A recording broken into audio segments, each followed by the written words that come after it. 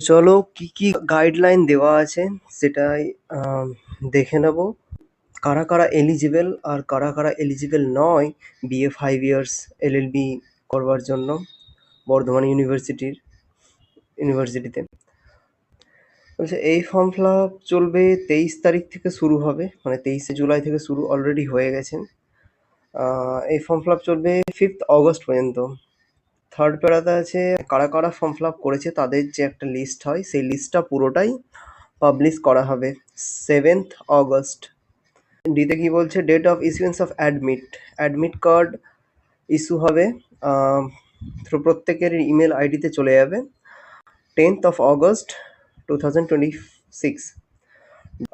Admission test যেটা নেওয়া হবে সেটা 14th August 2026 at Bardhaman university Golapbag campus, মানে মেন ক্যাম্পাসেই রিটেন টেস্টটা হবে। কবে মেরিট লিস্ট পাবলিশ হবে, কবে অ্যাডমিশন নেওয়া হবে, কবে অ্যাডমিশন কমপ্লিট হবে, এগুলো সব পরবর্তীতে নোটিফিকেশনের মাধ্যমেই জানিয়ে দেওয়া হবে। আগে এন্ট্রান্স হবে, তারপর রেজাল্ট বার করবে, রেজাল্ট বার করার পরে এগুলো সব আস্তে আস্তে ঠিকই জানিয়ে দেবে ওরা। প্রথম পয়েন্টে কী কী গাইডলাইন দেওয়া আছে সেগুলোই আমি এখন পরপর ডিসকাশন করব। তো কারা কারা এলিজিবল, তো প্রথমেই তাদেরকে 12 পাস হতে হবে যে কোনো বোর্ড থেকে, লাইক ওয়েস্ট বেঙ্গল, সিবিএসসি বা যে কোনো বোর্ড থেকে হতে পারে। জেনারেল ক্যান্ডিডেট যারা, তাদের জন্য মিনিমাম যে মার্কস সেটা 45% লাগবে, মানে 12 পাস হলেই হবে না, শুধু 12 পাস হওয়ার সঙ্গে সঙ্গে জেনারেল ক্যান্ডিডেটদের 45% মার্কস লাগবে।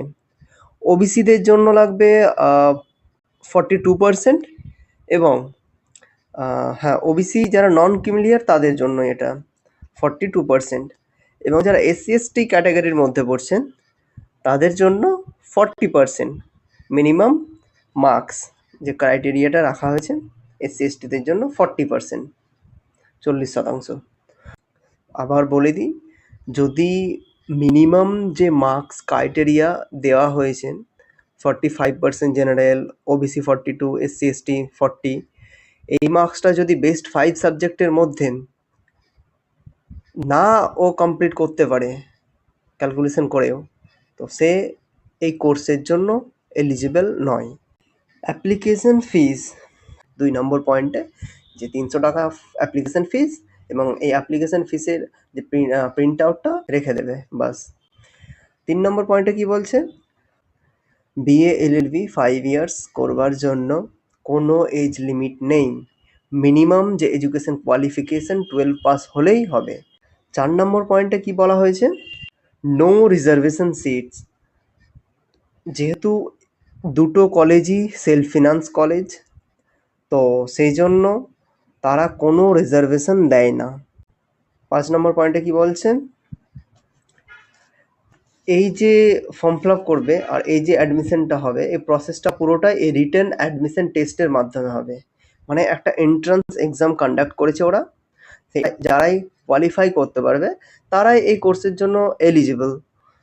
সো এই কোর্সটি হবে বা এই এন্ট্রান্সটি হবে জিকে, কারেন্ট অ্যাফেয়ার্স এবং জেনারেল ইংলিশকে নিয়ে। জিকে কারেন্ট অ্যাফেয়ার্স থেকে থাকবে 50 মার্কস এবং ইংলিশ থেকে থাকবে 50 মার্কস। জিকে, কারেন্ট অ্যাফেয়ার্স এবং ইংলিশ মিলিয়ে টোটাল 100 মার্কসের এক্সাম হবে, এবং এই কোশ্চেন ডেসক্রিপটিভ এবং শর্ট আনসার টাইপ দুটো ইয়েতেই হবে। এই যে এন্ট্রান্সটা হবে, এই এন্ট্রান্সটা টোটাল ডিউরেশন 2 ঘন্টা 30 মিনিটের টোটাল এন্ট্রান্স টেস্টটা হবে। তার মধ্যে 1 ঘন্টা থাকবে তোমাদের জিকে এবং কারেন্ট অ্যাফেয়ার্সের জন্য, আর জেনারেল ইংলিশের জন্য থাকবে 1.5 ঘন্টা, 1 hour 30 minutes। অ্যাডমিট কার্ড 6 নম্বর পয়েন্টে বলা হচ্ছে, যেই ইমেল আইডির মাধ্যমে বা অ্যাড্রেসের মাধ্যমে যারা ফর্মটা ফিল আপ করবে, সেই ইমেলের থ্রুতেই তাদের কাছে অ্যাডমিট কার্ড পৌঁছে যাবে। অ্যাডমিট কার্ডে যে ডেটটা দেওয়া হয়েছে 10th অগস্ট, সেই দিনই তাদের কাছে অ্যাডমিট কার্ড দিয়ে দেওয়া হবে। 7 নম্বর পয়েন্টে বলা হচ্ছে অ্যাডমিশনটা পুরোটাই হবে মেরিট স্কোরের উপর ভিত্তি করে। মানে যে রিটেন এন্ট্রান্স টেস্টটা নেওয়া হবে, সেই এন্ট্রান্স টেস্টে যে যেমন স্কোর করবে তার সেইভাবেই র্যাঙ্ক হবে, আর এই র্যাঙ্কের ভিত্তিতেই তাদেরকে সিলেক্ট করা হবে। এবং এটাও মেনশন করে দেওয়া হবে যে কে কোন কলেজ পেতে পারে, সো ওটা পরবর্তীতে জানিয়ে দেওয়া হবে। সো 8 নম্বর পয়েন্টে বলা হচ্ছে যখন মেরিট লিস্টটা পাবলিশ করা হবে, সেই মেরিট লিস্টে তাদের র্যাঙ্ক, তাদের নাম, তাদের রোল নাম্বার এবং মেরিট স্কোর, সে কতটা রিটেন এক্সামে কতটা স্কোর করতে পেরেছে সেটা মেনশন করে দেওয়া থাকবে। এবং এর সঙ্গে সঙ্গে তাদেরকে সে কোন কলেজ পেতে পারে পাশেই মেনশন করে দেওয়া থাকবে যে সে এই কলেজের জন্য কোয়ালিফাই করেছে। এটা হচ্ছে 9 নম্বর পয়েন্টে বলা হচ্ছে in case of tie the following tie breaking rules shall be applicable. In case ধরে নাও যারা এক্সাম দিচ্ছেন অনেক 2-3 জন বা 5-7 জন একই স্কোর করলো এন্ট্রান্স রিটেন টেস্টে, কেউ 50 পেলো, তো আরও 5 জন সেম 50 করে পেলো, 50 মার্কস। সো তাদের জন্য এটা এবার এইরকম রুলস ফলো করেছে যে যদি টাই হয় তাহলে প্রথমে মেরিট স্কোর দেখবে, তারপরে ইংলিশ ল্যাঙ্গুয়েজ বা ইংলিশ যে সাবজেক্টটা আছে এইচএসে, ওর যে মার্কসটা আছে ওর মার্কসের ভিত্তিতে হবে। যদি 50-এ 5 জন পেয়েছে তো 50 5 জন প্লাস ইংলিশে এইচএসের যে মার্কসটা আছে সেটাতে যে বেশি পেয়েছে তার র্যাঙ্ক হবে উপরে ফার্স্টে, তারপরে আস্তে আস্তে হবে যে যেমন করে পাবে এইচএসে ইংলিশে মার্কস। যদি এইবারও টাই হয়ে যায় তাহলে কি করবে? যে 3 নম্বর স্টেপে বলছে যদি এইবারও টাই হয়ে যায় তাহলে merit score plus English subject plus marks of the first best subject. বলছে মেরিট স্কোর তো টাই যদি হয়ে যায় এবং ইংলিশ সাবজেক্টের যে ইয়েটা সেটা তো যদি টাই হয় তাহলে marks of the first best subject, মানে এইচএসে যেই সাবজেক্টে সব থেকে তুমি বেশি নম্বর পেয়েছো সেই নম্বরটা ক্যালকুলেট করে তোমার র্যাঙ্কটা নির্ধারণ করা হবে। 4 নম্বরে বলছে যদি এগেন টাই হয়, আর একবার যদি টাই হয়, তো মেরিট স্কোর দেখবে, ইংলিশ সাবজেক্ট দেখবে, ফার্স্ট বেস্ট সাবজেক্ট দেখবে, এটা তো যদি না হয় তারপরে সেকেন্ড বেস্ট সাবজেক্ট দেখবে, সেকেন্ড বেস্ট সাবজেক্টে তুমি কতটা স্কোর করতে পেরেছো। যদি আবার টাই হয় তাহলে থার্ড বেস্ট সাবজেক্ট দেখবে, তারপরেও যদি টাই হয় তাহলে ফোর্থ বেস্ট সাবজেক্ট দেখবে, এইভাবে হবে। যখন কাউন্সেলিং হবে সেই সময় 500 রুপিস তাদেরকে চার্জ করা হবে, সেই টাকাটা নন রিফান্ডেবল। 11 পয়েন্টে এটা বলছে যে যদি কোনো ক্যান্ডিডেট যাদেরকে সিট অ্যালট করা হয়েছে তারা ইউনিভার্সিটির আন্ডারে যে কলেজগুলি আছে সেই কলেজে যে কলেজ সিলেক্ট করেছেন সেই কলেজে গিয়ে তাদেরকে ফিস পেমেন্ট করতে হবে। এবং এই যে র্যাঙ্কের ভিত্তিতে অ্যাডমিশন হয়েছে এর বাইরে যদি কাউকে অ্যাডমিশন নিয়ে থাকে তাহলে তার রেজিস্ট্রেশনের দায়িত্ব বা কোনো কিছু রেসপন্সিবল ইউনিভার্সিটি নেবে না, বিকজ এই এন্ট্রান্সটা কন্ডাক্টই করে পুরো Bardhaman university. So admission process এবং রুলস পুরোটাই বর্ধমান ইউনিভার্সিটি তৈরি করে। এর বাইরে গিয়ে যদি কোনো সেলফ ফিনান্স কলেজ কোনো অ্যাডমিশন নেয় তো তাহলে সেই দায়িত্ব ইউনিভার্সিটির না, তার রেজিস্ট্রেশন হবে কি না, সে লয়ের সার্টিফিকেট পাবে কি না, ডিগ্রি সার্টিফিকেট। সো এই জিনিসটাই 11 পয়েন্টে বলে দেওয়া হয়েছে ডিটেলসে। যেই কলেজ সিলেক্ট করবে সেই কলেজের যে পেমেন্ট প্রসেসটা পুরোটাই পেমেন্ট হবে, অনলাইন পেমেন্ট যাকে বলে। তো সেই সব কলেজ গাইডলাইন বার করে দেবে কীভাবে তাদেরকে পেমেন্ট করতে হবে না করতে হবে, সেটা যে কলেজ যে চুজ করবে সেই কলেজ তখন মেনশন করে দেওয়া হবে। 13th পয়েন্টে বলছেন যখন অনলাইনে ফর্ম ফিল আপ করো এবং সেই সময় যখন ফর্মের যে কোনো ডকুমেন্টসের ডিটেলস বলো সেগুলো যদি কোনো ধরনের ভুল ত্রুটি পাওয়া যায় তাহলে তার অ্যাডমিশন ক্যান্সেল হয়ে যেতে পারে বা হয়ে যাবে। যদি অরিজিনাল ডকুমেন্টসের সঙ্গে যখন অ্যাডমিশন নিয়ে নেবে এবং পরবর্তীতে যখন ভেরিফিকেশানের জন্য ডাকবে যে ইনস্টিটিউট তোমরা সিলেক্ট করেছো, সেখানে যদি দেখা হয় তোমার অ্যাডমিশনের সময় এবং ফর্ম ফিল আপের সময় দুটো ডকুমেন্টসের মিল খাচ্ছে না, তো সেক্ষেত্রে তোমার অ্যাডমিশন ক্যান্সেল হয়ে যাবে সেখান থেকে।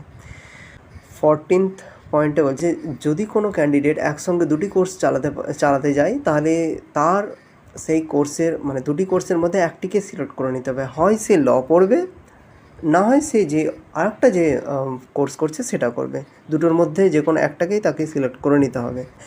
আর যারা সার্ভিসম্যান তারা যদি ভাবে যে ল পড়বে তাদের জন্য এই গাইডলাইন দেওয়া আছে, তাদেরকে এনওসি লাগবে। যেখানে তারা কাজ করে বা যেই জায়গায় তারা কাজ করছে সেই জায়গা থেকে তাদেরকে এনওসি নিয়ে আসতে হবে, নন অবজেকশন সার্টিফিকেট মেবি। সো সেটা তাদেরকে জমা করতে হবে ইনস্টিটিউটে, তাহলেই তারা অ্যাডমিশন নিতে পারবে। আর যদি তারা এনওসি না দিতে পারে তাহলে তাদের অ্যাডমিশন ক্যান্সেল করে দেওয়া হবে। 15-এ এটা বলা হয়েছে যে বিসিআইয়ের তরফ থেকে যে যদি কেউ 12 পাস করেও থাকে এবং সেটা যদি ওপেন ইউনিভার্সিটি সিস্টেমের মাধ্যমে হয়ে থাকে, যার কোনো বেসিক কোয়ালিফিকেশানই নেই, তো সে এই কোর্সের জন্য এলিজিবল না। তার পরবর্তীতে যদি এটা দেখতে পাওয়া যায় যখন ভেরিফিকেশান করবে, তাহলে তার অ্যাডমিশন ক্যান্সেল হয়ে যেতে পারে সেই সময়। 16-এ ফিস সম্পর্কে আলোচনা করা হয়েছে। 35,000 রুপিস পার স্টুডেন্ট নেওয়া হবে পার ইয়ার, মানে 5টা ইয়ারে 35,000 করে নেওয়া হবে। যে 35,000 তো দেবেই, সে তো ইয়ারলি ওটা চার্জ। আর বাকি যে আদার্স চার্জগুলো যেমন রেজিস্ট্রেশন ফিস, এনরোলমেন্ট ফিস, এক্সামিনেশন ফিস, সেন্টার ফিস, এইগুলো সব আলাদা করে, মানে ইউনিভার্সিটিকে সেপারেটলি এগুলো দিতে হবে বাস। 17-তে বলা হচ্ছে যে যদি কোনো ক্যান্ডিডেট যে টাইমটা মেনশন করে দেওয়া আছে সেই টাইমের মধ্যেই যদি সে তার অ্যাডমিশন ক্যান্সেল করে নেয়, তাহলে তাকে তার টাকা রিফান্ড করা হবে।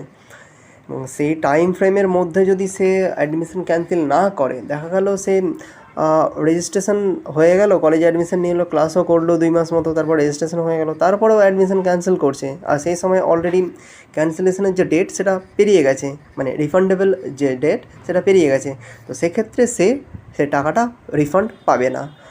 18-তে বলা হয়েছে যেই দুটো সেলফ ফিনান্স কলেজ আছে সেই কলেজে, যেমন বেঙ্গল ল কলেজে 60 সিট আছে, এমএক্স ল কলেজে 60 সিট আছে, দুটোতেই 60 করে সিট আছে। মানে এবিসি আইডি তাদেরকে ক্রিয়েট করতে হবে, সেটাই এখানে বলা হয়েছে। প্রত্যেকটা অ্যাডমিটেড স্টুডেন্টদের এবিসি আইডি ক্রিয়েট করতে হবে। Point 19, Bardhaman university, government of West Bengal এবং বার কাউন্সিল অফ ইন্ডিয়া যদি কোনো রুলস ভেঙে কোনো কলেজ অ্যাডমিশন নিয়ে থাকে বা কোনো স্টুডেন্ট কোনো রুলসের বাইরে পড়ছে, এই সব রুলসগুলো থেকে বাইরে পড়ছে, সো তবুও তার অ্যাডমিশন নিয়েছে, তো তার অ্যাডমিশন ক্যান্সেল করে দেওয়া হবে এবং তার এগেনস্টে স্ট্রিক্টলি অ্যাকশন নেওয়া হবে যদি কোনো ইনস্টিটিউট এরকম কোনো নিজে স্বেচ্ছায় কোনো কাজ করতে চায়, যে অ্যাডমিশন নিতে চায় বা যে কিছু। এমএক্স ল কলেজ পড়ছে নবাবহাট, সিউড়ি রোড, পূর্ব বর্ধমান, মানে গোলাপবাগ ক্যাম্পাস থেকে এটি মাত্র 1.5 থেকে 2 কিলোমিটার দূরে। আর বেঙ্গল ল কলেজ যেটা বোলপুরে পড়ছেন, শান্তিনিকেতন, শ্রীনিকেতন বাইপাস, দোরান্দা ডিস্ট্রিক্ট, বোলপুর। এখানেও সেই 60 সিট, মানে 60টা করে দুটো সেলফ ফিনান্স কলেজে সিট আছে, ক্যাপাসিটি তাদের। তো যারা ইচ্ছুক, যারা ভাবছো যে বিএলএলবি করবেন এবং এখনও সেভাবে প্রিপারেশান নিয়ে উঠতে পারোনি, তাদেরকে বলবো যে আমি এই ভিডিওর ডেসক্রিপশানে একটি গ্রুপের লিঙ্ক দিয়ে দেবো, আমার এটা পার্সোনাল গ্রুপ। সেখানে তাদেরকে ফ্রিতে বর্ধমান ইউনিভার্সিটির বিএলএলবির মেটেরিয়ালস কিছু দেওয়া হবে এই কটা দিনের মধ্যে। যেহেতু 14th অগস্টে তোমাদের এক্সাম হচ্ছে, তো এখনও কিছুটা দিন সময় পাবে, তো এই কটা দিন তাদেরকে ফ্রিতে মেটেরিয়ালস দেওয়া হবে। যারা ইচ্ছুক, ডিসক্রিপশনে গ্রুপের লিঙ্ক আছে এবং ফোন নম্বরও দেওয়া হয়েছে, শুধু হোয়াটসঅ্যাপ করবে, গ্রুপে জয়েন্ট হয়ে যেও। সেই গ্রুপে জয়েন্ট হয়ে যদি প্রিভিয়াস ইয়ার তাদের চায় এবং পুরো সিলেবাসটা চায় কী আছে না আছে, তারা টেক্সট করবে, অবশ্যই তাদেরকে দিয়ে দেওয়া হবে, পুরো গাইড করে দেওয়া হবে। আর বাকি পুরোটাই যে প্রসেস চলবে, কিভাবে অ্যাডমিশন হবে না হবে, সে তো পরবর্তীতে জানিয়ে দেওয়া হবে।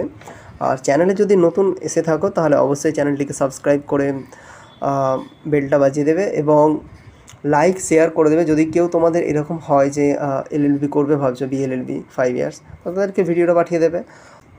এর বাইরেও যদি কোনো কোশ্চেন থাকে অবশ্যই কমেন্ট বক্সে জানাবে, আমি অবশ্যই সেই কোশ্চেনের আনসার দেওয়ার চেষ্টা করব। আর 3 ইয়ার্স এলএলবি যারা করবে ভাবছো, 3 ইয়ার্স এলএলবি আফটার গ্র্যাজুয়েশন, তাদেরকে মিনিমাম যে এডুকেশন কোয়ালিফিকেশান গ্র্যাজুয়েশন লাগবে। তো 3 ইয়ার্সের যে ব্যাচ, পেড ব্যাচ, সেটা শুরু হতে যাচ্ছে অগস্টে। এই যে পেড ব্যাচ, এই ব্যাচটি চলবে টিল এক্সামের আগের দিন পর্যন্ত। 3 ইয়ার্সেরও এন্ট্রান্স নেয় বর্ধমান ইউনিভার্সিটি এবং 3 ইয়ার্সের আমি ফুল ডিটেলস ভিডিও বানাবো এরপরে। আর অগস্টের ফার্স্ট উইক থেকে 3 ইয়ার্সের পেড ব্যাচ শুরু হতে যাচ্ছে। যারা যারা 3 ইয়ার্স করবে ভাবছো তারা অবশ্যই ডেসক্রিপশনে লিঙ্ক দিচ্ছি গ্রুপে, সেই গ্রুপে জয়েন হয়ে যাও এবং পার্সোনাল টেক্সট করো, তাদেরকে পুরো বলে দেওয়া হবে কত টাকা ফিস খুব লিমিটেড রাখা হয়েছে, একেবারেই কম। তো পুরো যদি গাইড নিতে চাও এবং ল করতে চাও তাহলে অবশ্যই গ্রুপটায় জয়েন হয়ে গিয়ে পার্সোনাল টেক্সট করো, পুরো গাইড করে দেওয়া হবে। আর 3 ইয়ার্সের তো বাকি ডিটেল ভিডিও আনবো।